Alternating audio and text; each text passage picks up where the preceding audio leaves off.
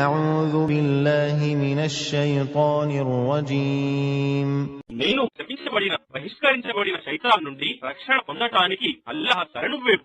وأصبح فؤاد أم موسى فارغا إن كادت لتبدي به لولا أن ربطنا على قلبها لتكون من المؤمنين.